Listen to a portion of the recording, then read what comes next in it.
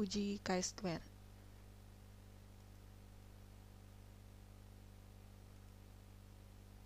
Uji chi-square atau dilambangkan dengan uji x kuadrat ini merupakan uji antar variabel kategorik. Jadi dia digunakan untuk menguji perbedaan proporsi antara dua atau lebih kelompok. Contoh pertanyaan penelitiannya misalnya, apakah ada perbedaan penyakit jantung koroner pada orang yang merokok dan tidak merokok? Apakah ada perbedaan BBLR antara ibu yang sosial ekonomi rendah, sedang, dan tinggi? Ini kan 3 kategori variabel dependent. Kemudian yang ketiga, apakah ada hubungan antara PJK dengan merokok? Yang keempat, apakah ada hubungan antara BBLR dengan sosial ekonomi? Kalian bisa perhatikan keseluruhan pertanyaan penelitian ini mengandung variabel kategorik baik pada variabel dependent maupun pada variabel independen. Jadi yang digunakan adalah uji perbedaan proporsi. Tidak harus antara dua kelompok, tetapi boleh lebih dari dua kelompok. Fungsi lain atau prinsip dari uji chi-square merupakan uji kesesuaian atau yang kita sebut dengan goodness of fit. Goodness of fit ini maksudnya membandingkan frekuensi observasi dengan ekspektasi. Misalnya kita memperkirakan misalnya proporsi BBLR misalnya 70%, tapi ketika di observasi nilainya 60%. Nah, membandingkan antara frekuensi observasi dengan ekspektasi itu yang disebut dengan goodness of fit. Nilai frekuensi observasi. Jika nilai frekuensi observasi sama dengan nilai frekuensi ekspektasi, maka kesimpulan ujinya tidak ada beda atau tidak ada hubungan. Tapi ketika nilai frekuensi observasi tidak sama dengan nilai frekuensi ekspektasi, maka kesimpulan ujinya ada beda atau ada hubungan. Asumsi untuk uji chi-square datanya berupa kategorik dengan kategorik, kemudian antar variabel antar kategorik tersebut sifatnya independen. Syarat untuk uji chi-square umumnya ada dua jenis uji chi-square, ada yang disebut Pearson chi-square, ada yang disebut Fisher exact. Pada slide ini kita akan fokus pada Pearson chi-square. Untuk Fisher exact akan kita bahas di slide yang lain. Nah, untuk Pearson chi-square syaratnya tidak ada frekuensi harapan kurang dari 1. Frekuensi harapan dilambangkan dengan nilai E besar. Jika ada frekuensi harapan yang nilainya kurang dari 5, maka jumlahnya tidak boleh lebih dari 20%. Misalnya, kita punya tabel chi-square 2 kali 2. 2 kali 2 itu kan 4. Nah, kalau ada yang frekuensi harapannya 2 kan kurang dari 5. Yang frekuensi harapannya 2 nggak boleh lebih dari 1 sel. 1 sel dapat dari mana? Dari 20% dikali 4. 4 itu tadi dari hasil perkalian 2 kali 2. Jadi dari 20% dari 4 nggak boleh mengandung 20% dari 4 tidak boleh mengandung frekuensi harapan kurang dari 5. Jadi kalau 20% dari 4 itu kan 0,8. Kita bulatkan jadi 1. Jadi maksimal yang frekuensi harapannya kurang dari 5, maksimal adalah 1 sel. Kemudian untuk tabel selain 2 kali 2, tadi kan kategori nggak harus berupa 2 kategori, tapi ada juga variabel yang kategorinya 3. Tadi misalnya rendah, sedang, dan tinggi, itu kan 3. Maka tabel chi-square-nya kan akan 3 kali 2 atau 3 kali 3 dan seterusnya. Kalau tabelnya 3 kali 2 atau 3 kali 3, maka beberapa sel harus digabungkan agar memenuhi syarat frekuensi harapan. Kemudian ada yang disebut dengan Fisher exact test. Fisher exact test ini dilakukan untuk tabel 2 kali 2 bila ada nilai frekuensi harapan yang kurang dari 1. Tipe-tipe uji chi-square. Jadi kita menggunakan uji chi-square itu untuk beberapa tujuan. Pertama, sebagai uji independensi atau independency test untuk mengetahui ada tidaknya hubungan atau asosiasi antara dua variabel. dua variabel yang independen, makanya namanya uji independensi. Contohnya, apakah terdapat hubungan antara kebiasaan merokok dengan kejadian PJK? Berarti pajanannya adalah merokok, penyakitnya PJK. Masih ingat konsep disease dan exposure? Exposure itu pajanan, disease penyakit. Dalam kasus pertanyaan penelitian ini, pajanannya merokok, disease-nya PJK. Kemudian penggunaan yang kedua uji chi-square adalah sebagai uji homogenitas untuk mengetahui apakah suatu kelompok homogen. Nah, homogen tidaknya dilihat dengan perbedaan antara dua proporsi. Misalnya untuk mempelajari apakah proporsi sukses dalam kelompok perlakuan beda dengan kelompok kontrol. Misalnya kita punya perlakuan berupa edukasi atau pendidikan. Apakah pengetahuan orang yang diberikan pendidikan berbeda dengan orang yang tidak diberikan pendidikan? Contoh lainnya, apakah terdapat perbedaan status anemia pada kelompok yang mendapatkan tablet tambah darah atau TTD dan yang nggak mendapat TTD? Ini kan juga menguji perbedaan. Kalau homogenitas, ingat perbedaan. Kalau independensi, hubungan. Yang terakhir tadi yang kita bahas di awal yang disebut dengan goodness of fit. Jadi seberapa jauh suatu hasil pengamatan sesuai dengan parameter yang dispesifikan atau yang kita estimasi. Hipotesisnya, untuk hipotesis 0 tidak terdapat perbedaan proporsi, berarti P1 sama dengan P2 sama dengan P3. Untuk hipotesis alternatifnya terdapat perbedaan proporsi, berarti P1 tidak sama dengan P2, tidak sama dengan P3. Ini kurvanya, jadi ini wilayah tabel chi-square yang dilambangkan dengan X kuadrat alfa. Kemudian ini nilai hitung chi-square yang dilambangkan dengan X kuadrat. Jika wilayah hitung lebih besar dari wilayah tabel, maka H0 ditolak. Jika wilayah hitung kurang dari wilayah tabel, maka H0 gagal ditolak. Kesimpulan, jika nilai hitung lebih besar dari nilai tabel, maka kesimpulan ujinya menolak H0. Tapi jika nilai hitung kurang dari atau sama dengan nilai tabel, maka kesimpulan ujinya gagal menolak H0. Rumus dari uji chi-square sama dengan sigma O dikurangi E dikuadratkan dibagi E. Sigma ini artinya tergantung pada jumlah sel. Berarti kalau tabel chi-square-nya 2 kali 2, maka jumlah selnya ada 4.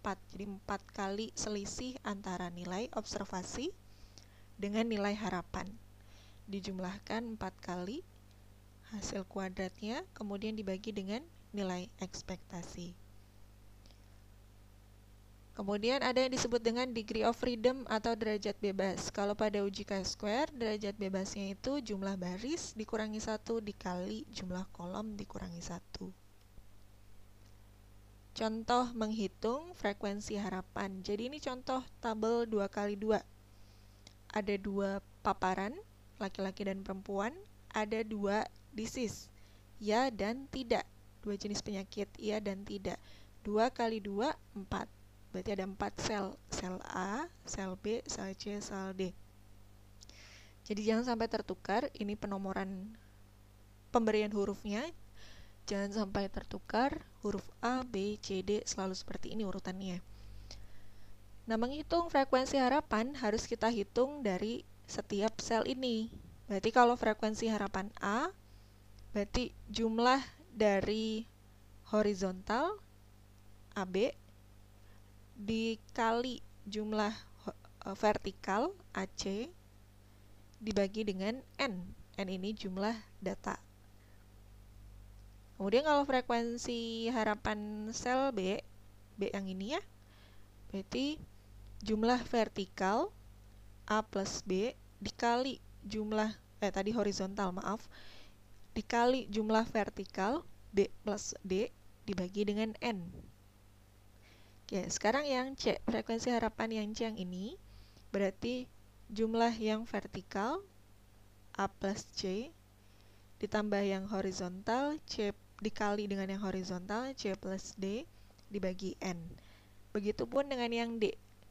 Frekuensi harapan D sama dengan vertikal dikali horizontal dibagi N. Contoh soal. Seorang peneliti ingin mengetahui apakah ada perbedaan ketaatan melaksanakan SOP di 3 ruang perawatan suatu rumah sakit. Untuk itu diambil sampel perawat sebagai berikut. Ini tabel berapa berarti? 3 kali 3, berarti jumlahnya ada 9 sel. Kalau ada 9 sel, ketentuannya untuk memenuhi syarat chi-square tidak boleh ada satu sel pun yang frekuensi harapannya kurang dari 1. Syarat yang kedua, jika ada yang frekuensi harapannya kurang dari 5, jumlahnya tidak boleh lebih dari 20%. Tadi 3 kali 3 berapa? 9. 9 kali 20%, 1,8. Kita bulatkan jadi 2. Jadi, pada kasus tabel 3 kali 3 yang frekuensi harapannya kurang dari 5, nggak boleh lebih dari 2 sel. Paham ya? Oke, jadi harus dihitung satu persatu frekuensi harapannya. Kemudian, alfanya 5% atau 0,05. Pertanyaan penelitiannya, apakah terdapat perbedaan ketaatan melaksanakan SOP antara perawat pada ketiga ruang perawatan? Hipotesisnya, tidak ada perbedaan ketaatan melaksanakan SOP antara perawat pada ketiga ruang perawatan. Hipotesis alternatifnya, ada perbedaan ketaatan melaksanakan SOP antara perawat pada ketiga ruang perawatan dengan alfa 0,05 dan uji statistik adalah chi-square. Pertama-tama, kita harus menghitung frekuensi harapan untuk menentukan apakah data ini memenuhi asumsi uji chi-square atau syarat uji chi-square. Hasilnya, perhitungan frekuensi harapannya tidak ada sel dengan frekuensi harapan kurang dari 1 dan tidak ada sel dengan frekuensi kurang dari 5 maksimal 20% karena nggak ada yang frekuensi harapannya 5. Jadi yang 20% nggak usah dihitung lagi. Kemudian yang frekuensi harapannya kurang dari 1 pun tidak ada karena ini 19,9, 16,8, seterusnya ini 8,3. Sehingga kesimpulannya adalah syarat dari uji chi-square terpenuhi. Jadi kita boleh melakukan uji chi-square untuk data ini. Perhitungannya tadi, nilai observasi dikurangi nilai expected dibagi dengan nilai expected, dikuadratkan, pengurangannya dijumlahkan sampai 9 kali. Kenapa 9? Karena tadi jumlah selnya ada 9. Tuh, 2, 3, 4, 5, 6, 7, 8, 9. Hasil chi-square hitungnya adalah 11,3573. Nah, sekarang kita lihat berapa chi-square hitung. Untuk melihat chi-square tabel, ini chi-square hitung 11,35 ini. Sekarang kita tinggal melihat nilai chi-square tabel. Ini chi-square tabel. Yang vertikal adalah nilai degree of freedom, di mana kalau chi-square tadi degree of freedom-nya adalah jumlah baris dikurangi 1 dikali jumlah kolom dikali 1. Kemudian yang mendatar adalah nilai alfa. Pada data penelitian yang tadi kita sedang hitung, alfanya kan 0,05. Kemudian DF-nya, tadi kan tabelnya 3 kali 3, berarti jumlah baris 3 dikurangi 1, 2 dikali 3 dikurangi 1, 2. 2 kali 2, 4. Berarti cari persilangan yang DF-nya 4 dan alfanya 0,05. Maka nilai chi-square tabelnya adalah 9,49. Ini yang akan kita bandingkan dengan nilai hitung. Setelah kita dapat nilai tabel, tadi 9,49 dibandingkan dengan nilai hitung, kesimpulannya adalah nilai hitung lebih besar dari nilai tabel, maka kesimpulan ujinya H0 ditolak, sehingga ada perbedaan ketaatan melaksanakan SOP antar perawat pada ketiga ruang perawatan.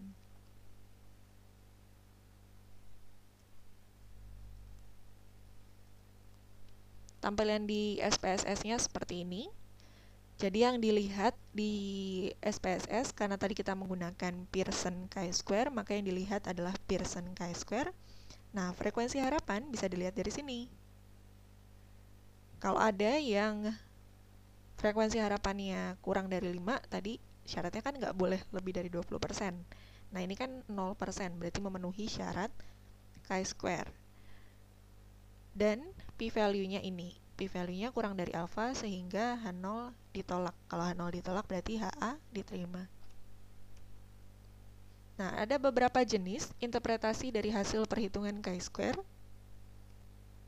Contoh soal lagi ya. Ini meneliti hubungan antara asupan Fe dengan anemia. Asupan Fe dibagi jadi 2 kategori, kurang dan baik. Anemia dibagi jadi 2 kategori, anemia dan tidak anemia. Dengan nilai masing-masing selnya ada 4, 1, 5, 29. Nah, ini ada sedikit perbedaan dengan tabel yang tadi. Ini mencantumkan prevalensi juga atau proporsi. Kalian perhatikan kalau tabel chi-square itu menghitung proporsi itu ke samping. 100%-nya ke samping, tidak ke bawah. Beda dengan case control dan cohort. Nanti kalian buka lagi buku EPIT-nya ya. Kalau chi-square, kalau ke samping, berarti dia ngitungnya misalnya berapa proporsi proporsi asupan Fe kurang yang anemia, berarti 4/5 kali 100%, jumlahnya 80%. Jadi yang asupan Fe-nya kurang dan dia anemia adalah 80% proporsinya. Sementara yang asupan Fe-nya baik tapi dia anemia hanya 14,7%, kan lebih rendah. Berarti kan kesimpulannya kalau dilihat dari sini kan udah kelihatan ya. Yang asupan Fe-nya kurang itu dia akan lebih berisiko menderita anemia karena prevalensinya lebih tinggi di anemia dibandingkan di tidak anemia. Yang asupan Fe-nya baik, proporsinya lebih tinggi di tidak anemia. Oke. Setelah menghitung frekuensi harapan, data ini memenuhi syarat untuk kita lakukan analisis chi-square. Dengan nilai chi-square hitungnya 10,469, lebih besar dari chi-square tabel sehingga keputusan H0-nya ditolak. Kesimpulan ujinya ada perbedaan proporsi anemia antara kelompok kategori asupan Fe kurang dengan kategori asupan Fe baik. Nah, ini kan kesimpulan uji secara umum. Nah, setelahnya kita bisa melakukan 3 jenis analisis atau interpretasi hasil uji chi-square. Yang pertama adalah prevalence risk. Prevalence risk atau prevalence ratio digunakan untuk menjawab pertanyaan berapa risiko kelompok kategori asupan Fe kurang untuk menderita anemia. Cara menghitungnya, sel A dibagi penjumlahan sel A plus B per sel C dibagi penjumlahan sel C dan D. Hasilnya 0,8 dibagi 0,15 hasilnya 5. 5 ini adalah nilai prevalence ratio, yang mana interpretasi dari 5 ini adalah ibu hamil yang tergolong kategori asupan Fe kurang memiliki resiko 5 kali lebih besar untuk menderita anemia dibandingkan dengan ibu hamil yang tergolong asupan Fe baik. Nah, lihat kan? Kesimpulannya lebih jelas, lebih spesifik dibandingkan kesimpulan yang tadi yang ada perbedaan proporsi. Kalau ini kan cuma bilang ada perbedaan proporsi anemia pada yang asupan Fe-nya kurang dan baik. Tapi yang PR tadi bisa melihat ibu hamil yang asupan Fe-nya kurang, ternyata dia berisiko 5 kali menderita anemia. Nah, kemudian ada yang disebut dengan varian PR. Varian ini menunjukkan simpangan PR, menyimpangnya atau ragam dari PR ini. Ragamnya adalah plus minus 1,05. Kemudian interpretasi lainnya juga bisa digunakan untuk menjawab pertanyaan-pertanyaan berikut. Pertanyaan pertama, berapa persen penderita anemia pada kelompok asupan Fe kurang terjadi akibat asupan Fe kurang? Kemudian yang kedua, berapa persen dari seluruh penderita anemia dapat dikurangi jika ibu hamil memiliki asupan Fe dengan kategori baik? Yang ketiga, berapa jumlah penderita anemia pada sampel jika dapat dikurangi jika ibu hamil memiliki asupan Fe dengan kategori baik. Kita lihat lebih jelas. Ini yang disebut dengan impact fraction atau jumlah kasus yang terjadi akibat adanya pajanan dan atau dapat dicegah dengan adanya pajanan. Jadi ini biasa dilakukan ketika kita ingin melakukan intervensi di suatu masyarakat. Kita sudah mendapatkan data prevalence rasio tadi, kemudian kita punya 3 pertanyaan ini untuk misalnya implementasi program intervensi apa yang tepat supaya tadi yang angka anemianya bisa dikurangi. Nah, alternatif intervensi itu bisa dianalisis dengan menggunakan interpretasi menggunakan 3 poin ini. Kemudian, di sini ada yang disebut dengan konsep pajanan. Pajanan itu kalau dalam kasus penelitian ini, berarti pajanannya adalah asupan Fe. Pajanan positif ketika asupan Fe-nya kurang, dan pajanan negatif ketika asupan Fe-nya baik.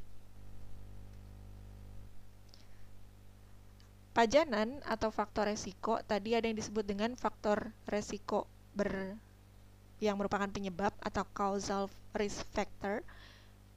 Kemudian faktor risiko yang memproteksi atau mencegah disebutnya protective risk factor. Berarti kalau kasusnya penelitian ini, causal risk factor-nya adalah asupan Fe kurang karena dia yang menyebabkan anemia. Dan yang kedua adalah protective risk factor berupa asupan Fe baik karena dia yang banyak proporsi tidak anemianya. Nah, konsep yang pertama untuk menjawab pertanyaan nomor 1 itu disebutnya AFE atau Attributable Fraction of Exposure. AFE ini menunjukkan nilai proporsi kasus pada kelompok terpajan akibat adanya pajanan, atau bahasa lainnya proporsi kasus pada kelompok terpajan tidak akan terjadi jika pajanan ditiadakan. Oke. Pahami dulu. Kemudian yang AF ini untuk menjawab pertanyaan yang nomor 2. Berapa persen dari seluruh penderita anemia dapat dikurangi jika ibu hamil memiliki asupan Fe dengan kategori baik? Jadi lihat ya, kalau yang ini seluruh kelompok pajanan, kelompok terpajan saja. Kalau yang AF seluruh kasus baik yang terpajan atau tidak. Kemudian ada yang disebut dengan attributable number, A bintang di atasnya seperti ini notasinya. Attributable number adalah jumlah kasus yang terpajan dan tidak akan terjadi jika pajanan ditiadakan. Jumlah kasus yang terpajan tidak akan terjadi jika pajanan ditiadakan. Jadi kesimpulannya yang attributable number ini adalah bentuk angka dari AFE. Kalau AFE itu bentuknya persen, attributable number itu bentuknya angka. Begini cara menghitungnya. Untuk menghitung AFE dilakukan dengan cara rumus PR dikurangi 1 per PR. PR kan tadi prevalence ratio kita sudah dapat nilainya 5 ya. Berarti 5 dikurangi 1 dibagi 5, 0,8. 0,8 ini 80%. Berarti interpretasi dari 80% ini adalah 80% penderita anemia pada kelompok asupan Fe kurang itu terjadi benar-benar karena asupan Fe-nya kurang. Karena nggak semua yang asupan Fe-nya kurang itu anemia. Nggak semua yang asupan Fe-nya kurang itu anemia. Ada juga yang tidak anemia. Yang anemia yang benar-benar terjadi ada. Jadi kelompok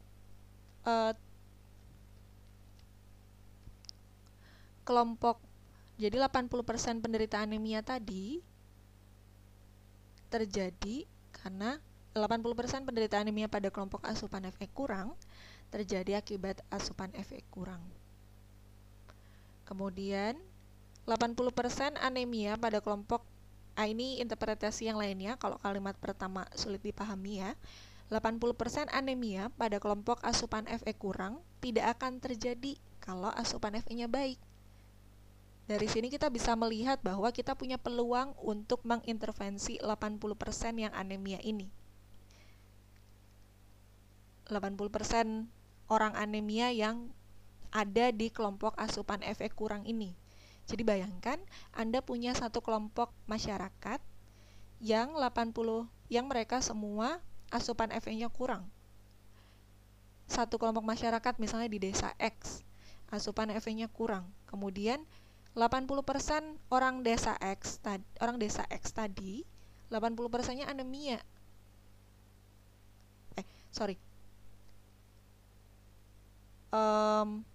Saya ubah kalimatnya ya. Bayangkan Anda memiliki satu populasi di kelompok desa X, kemudian desa X tadi asupan Fe-nya kurang. Dari yang asupan Fe-nya kurang tadi, misalnya seluruhnya anemia akibat asupan Fe-nya kurang itu. Nah, dari angka AFE ini diketahui bahwa 80% orang yang anemia di desa X akan bisa dikoreksi, akan bisa diperbaiki anemianya jika asupan Fe-nya baik. Artinya cukup tinggi attributable factor exposure-nya. Attributable factor exposure akibat pajanan berupa asupan Fe kurang tadi. Jadi 80% tadi, 80% angka anemia tadi yang pada kelompok asupan Fe kurang bisa diperbaiki kalau asupan Fe-nya baik. Jadi ini merupakan suatu peluang bagi para pemegang kebijakan untuk bisa mengintervensi di wilayah tersebut, karena ada peluang 80% akan tidak akan terjadi anemia. Kemudian yang kedua adalah attributable factor. Attributable factor ini rumusnya A dibagi A plus C dikali nilai AFE yang sudah didapatkan di atas tadi. 4/9 dikali 0,8 hasilnya 0,36 atau 36%. Nah, interpretasi dari AF adalah 36% dari seluruh penderita anemia dapat dikurangi jika asupan Fe-nya baik. Apa bedanya dengan AFE? Kalau yang AFE tadi ada faktor pajanan atau exposure. Jadi 80% itu, 80% yang bisa diubah jadi asupan Fe baik itu adalah 80% anemia pada kelompok asupan Fe kurang. Sedangkan pada attributable factor atau AF aja itu dari keseluruhan penderita anemia dapat dikurangi sebanyak 36% bila asupan Fe-nya baik. Jadi beda fokus ya. Di sini kita mengintervensi orang yang asupan Fe-nya kurang. Tapi kalau yang di sini kita mengintervensi seluruh penderita anemia baik yang asupannya baik maupun yang asupannya kurang. Karena tadi yang anemia nggak semuanya terjadi pada orang yang asupan Fe-nya kurang. Bisa dilihat di tabel, yang anemia 14,7%-nya terjadi pada orang yang asupan Fe-nya baik. Jadi kalau AF keseluruhannya, kalau yang AFE itu bagian sini aja. Oke, jelas ya?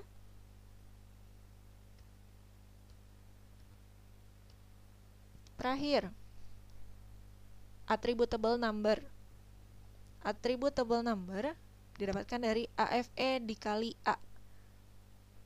AFE tadi kan 80% dikali dengan nilai A yang ada di sel A itu 4, hasilnya 3. 3 ini interpretasinya adalah 3 penderita anemia pada kelompok asupan Fe kurang dapat dikurangi jika ibu hamil memiliki asupan Fe dengan kategori baik. Nah, lihat nomor 1 dan nomor 3 ini saling berhubungan.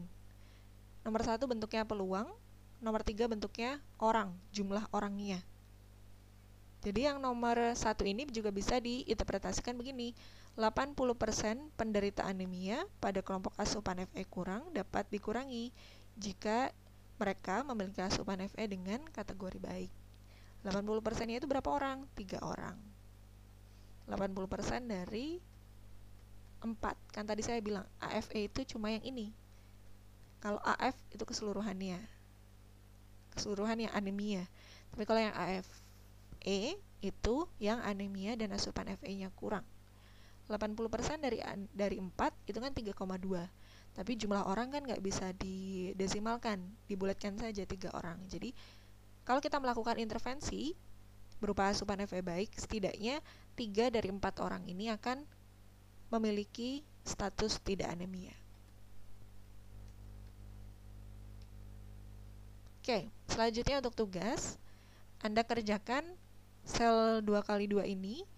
Ini adalah penelitian hubungan besar uang saku dengan tingkat konsumsi fast food, di mana uang saku ada 2 kategori, besar dan kecil. Tingkat konsumsi fast food ada 2 kategori, sering dan jarang. Di sini N-nya dikasih tahu, jumlahnya 178. Silakan dikerjakan, dan setelah ini akan ada kuis. Kuisnya dilakukan dengan mengisi hasil perhitungan ini. Setelah ini kita akan lanjut dulu ke Fisher. Selanjutnya uji pasti Fisher atau uji Fisher eksak. Ini saudaranya chi-square, tapi Fisher ini dilakukan kalau tabel 2x2 kita memiliki satu sel yang frekuensi harapannya kurang dari 1. Uji Fisher eksak digunakan sebagai uji alternatif dari chi-square untuk tabel silang 2x2 dengan ketentuan sampel kurang atau sama dengan 40 dan terdapat sel yang nilai harapannya kurang dari 5. Uji Fisher eksak juga dapat digunakan untuk sampel kurang dari 20 dalam kondisi apapun, baik kalau frekuensi harapannya kurang dari 5 atau tidak. Intinya kalau kurang dari 40 sampelnya, kita cenderung menggunakan uji Fisher. Asumsi dari uji ini adalah data yang akan diuji memiliki skala pengukuran nominal atau kategorik. Contoh soalnya seperti ini. Sebuah studi kasus kontrol ingin melihat ada tidaknya mahasiswa yang rawan DO dengan depresi. Jadi, hubungan antara depresi dengan rawan DO. Dalam menghitung probabilitas Fisher, seperti tabel di atas, akan mudah dilakukan dikarenakan salah satu selnya ada yang nilainya 0, ini, sel yang B. Sehingga kita tidak perlu lagi menghitung nilai deviasi ekstrimnya. Jadi kalau sudah ada satu sel yang nilainya 0, kita nggak perlu menghitung deviasi ekstrim. Nah, ini perhitungannya. Kalau ada salah satu sel yang 0, langsung saja dihitung nilai P. P ini bukan nilai proporsi, tetapi nilai p-value, nilai P. Jika salah satu sel 0, maka rumusnya adalah menggunakan nilai permutasi lagi, faktorial. Dengan menghitung sel A plus B faktorial dikali C plus D faktorial dikali A plus C faktorial dan dikali B plus D faktorial dibagi N faktorial kali A faktorial, B faktorial, C faktorial, D faktorial. Didapatkan hasilnya 0,1143 dibulatkan jadi 0,114 misalnya. Kesimpulan ujinya, karena nilai alfanya tadi kan 0,05, kemudian nilai P-nya 0,1143. Di pengujian hipotesis dengan pendekatan probabilistik, kalau P lebih besar dari alfa, maka H0 diterima atau gagal ditolak pada uji satu sisi atau hipotesis one tail. Kemudian kalau ujinya dua sisi atau two tail, kita harus mengalihkan nilai P yang tadi kita dapat dari hasil perhitungan kalikan dengan 2. Hasilnya 0,228. Maka H0 juga diterima pada uji dua sisi. Dua sisi dan satu sisi ini tergantung hipotesis alternatifnya. Kalau satu sisi kan berarti terdapat perbedaan mahasiswa yang rawan DO, terdapat hubungan antara mahasiswa yang rawan DO dengan hipertensi. Kalau misalnya one tail, misalnya hipotesis alternatifnya mahasiswa yang rawan DO lebih banyak yang depresi. Nah, itu artinya sudah ada kecenderungan ke salah satu kategori. Tapi kalau H0, saya ulangi tadi, misalnya cukup terdapat perbedaan rawan DO pada mahasiswa yang depresi dan tidak depresi, atau terdapat hubungan antara rawan DO dengan depresi. Jadi kesimpulan uji yang tadi kita hitung, pada uji satu sisi maupun dua sisi, atau one tail maupun two tail, kita menyimpulkan tidak ada perbedaan yang bermakna antara mahasiswa yang rawan DO maupun tidak dengan tingkat depresi.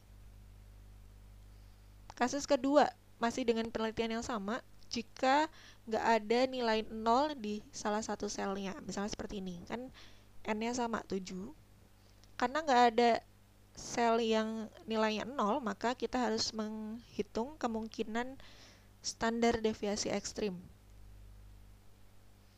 Karena tidak ada sel yang nilainya 0, maka dibuat kemungkinan deviasi nilai ekstrimnya. Kita buat 4 tabel kemungkinan-kemungkinan itu, karena ada 4, 2 kali 2 kan 4.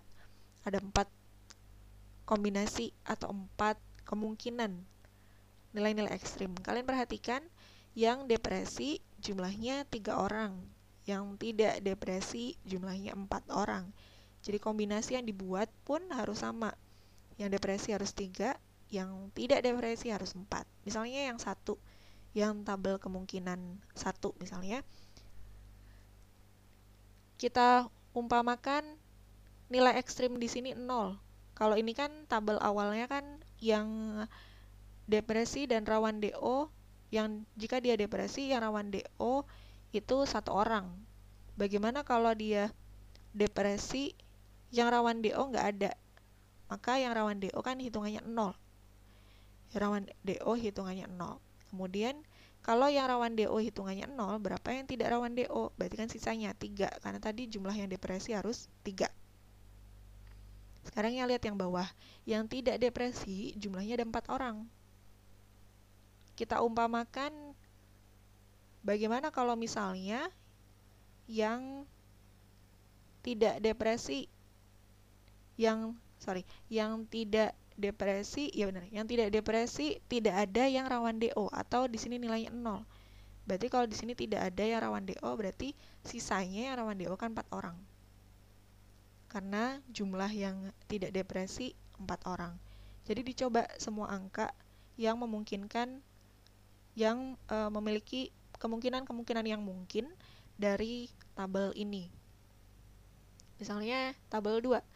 Kemungkinan kalau misalnya yang depresi dan rawan DO-nya 1, berarti kan yang tidak 2. Ini sama seperti tabel asalnya. Kemudian yang tabel 3, jika kemungkinan yang rawan DO 2, maka yang tidak 1. Tabel yang keempat, jika yang kemungkinan rawan DO 3, maka yang tidak rawan DO 0. Prinsipnya, tadi yang depresi 3, yang tidak depresi 4 jumlahnya. Sama yang bawah pun gitu, yang tidak depresi kan harus 4 ya. Maka tadi peluang yang pertama, kemungkinan yang pertama adalah jika seluruhnya 4-4-nya rawan DO. Berarti yang tidak rawan DO 0. Kemudian ini yang tabel kedua, jika yang rawan DO 3, maka yang tidak rawan DO 1. Pokoknya yang penting jumlahnya 4 ke samping. Kemudian jika yang rawan DO 2, maka yang tidak rawan DO 2. Jika yang rawan DO 1, maka yang tidak rawan DO 3. Sampai seluruh peluang terpenuhi. Tadi kan yang tidak rawan DO sama dengan, ini kan maksimal berarti 4.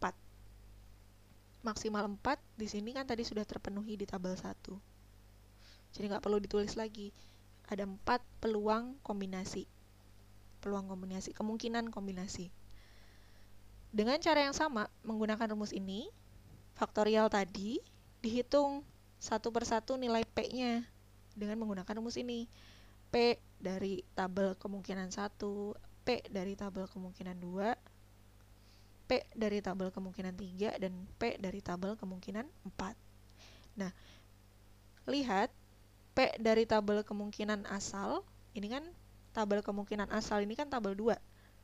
Catat nilai P-nya 0,0571. Kemudian cari satu lagi P yang paling kecil. P yang paling kecil kan 0,048 ya. Nah, jumlahkan kedua P tersebut.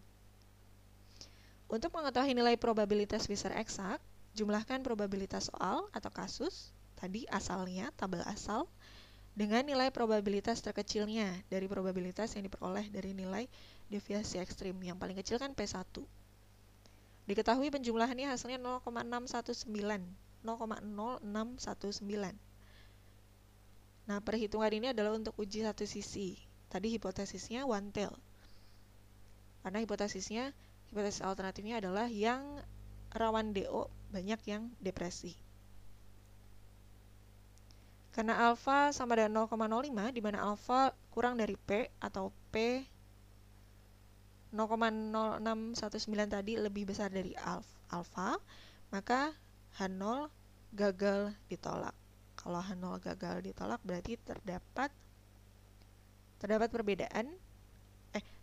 terdapat perbedaan atau rawan DO tidak menyebabkan depresi. Tidak berhubungan dengan depresi. Oke, jelas ya?